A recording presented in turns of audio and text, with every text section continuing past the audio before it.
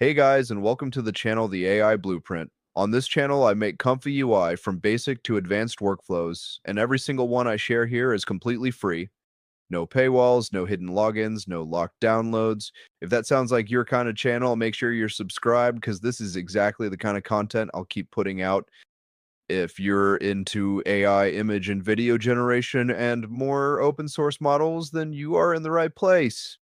If you're working inside ComfyUI, do me a favor and hit that like button before we get into it. It genuinely will helps the channel grow, and I'll be dropping a lot more premium level workflows and advanced ComfyUI setups that go head to head with paid tools, sometimes even beating them.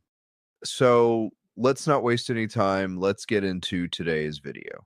In this one, we're doing a full comparison between Krea 2 Turbo and ZImage Turbo, two of the strongest image generation models available in ComfyUI right now.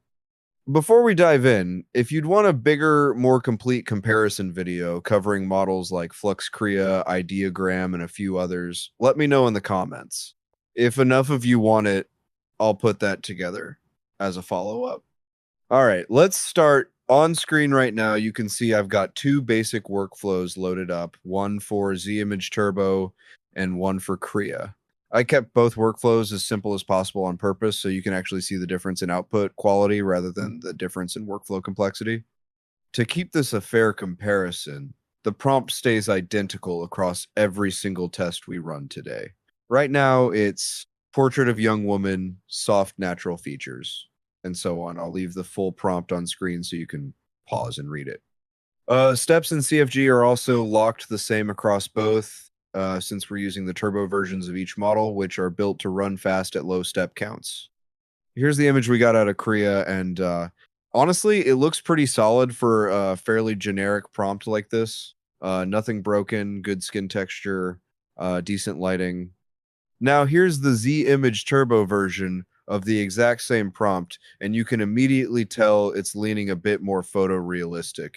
Look at the sweater detail, specifically the knit texture holds up really well here compared to Krea's version. Let me save this output first.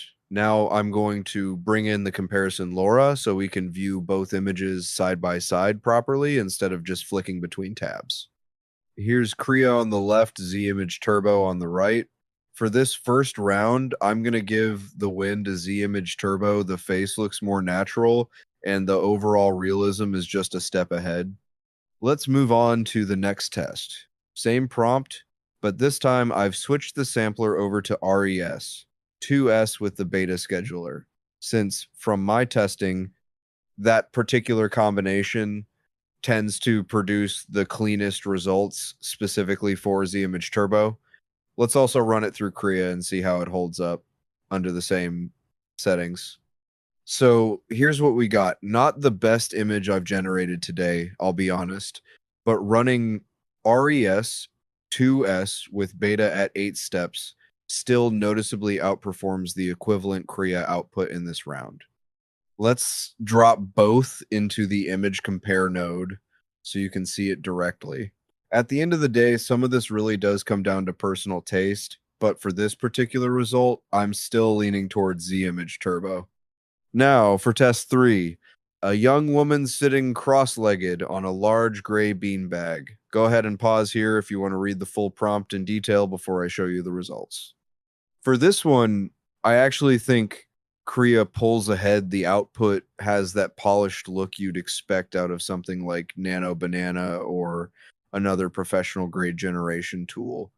Again, this one's genuinely close, and it's going to come down to your own preference, but if I had to pick, I'd go with Krea for this shot. Before we keep going with more comparisons, let's quickly cover how to actually install Krea since a lot of you have been asking. On screen, you'll see all the diffusion modules you need, along with the text encoder. You have two options when downloading Krea, the turbo version or the raw version. The raw version isn't distilled, which means it requires you to set your own CFG value manually, but in exchange, it tends to give you noticeably better and more controllable results if you know what you're doing. The turbo version, on the other hand, is built for beginners. There's basically nothing to configure. You just plug it in, and generate. I'll also show the ZImage diffusion modules here on screen, and as always, every single download link will be in the description box below. Let's run a few more comparisons. For this round, I'm switching the sampler to ERSDE.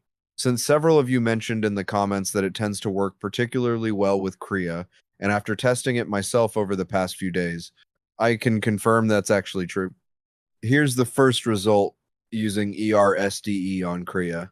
Now let's run the exact same test on ZImage Turbo, keeping every setting sampler, steps, CFG, prompt completely identical, so this stays a fair apples to apples comparison.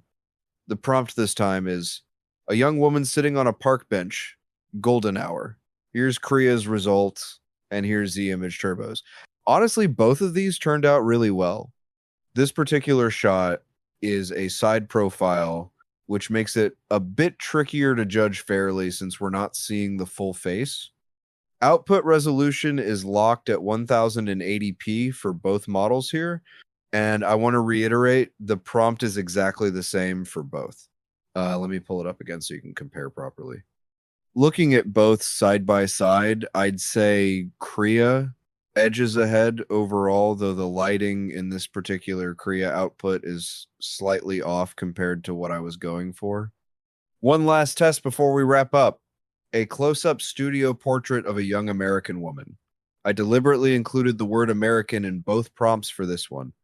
And here's something interesting I've noticed. Whenever I include American, or honestly any specific ethnicity or nationality in a ZImage Turbo prompt, it tends to default toward a Chinese appearing output regardless of what I actually asked for. My guess is that comes down to the training data being heavily weighted toward Chinese sources.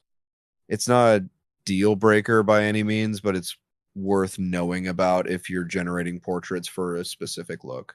Feel free to test this yourself and let me know in the comments if you're seeing the same pattern.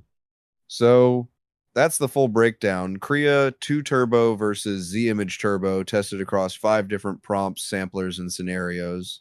Let's wrap up the video right here. If you'd like to see a follow-up video covering even more diffusion image models and a final verdict on which one comes out on top overall, let me know down in the comments and I'll get that made.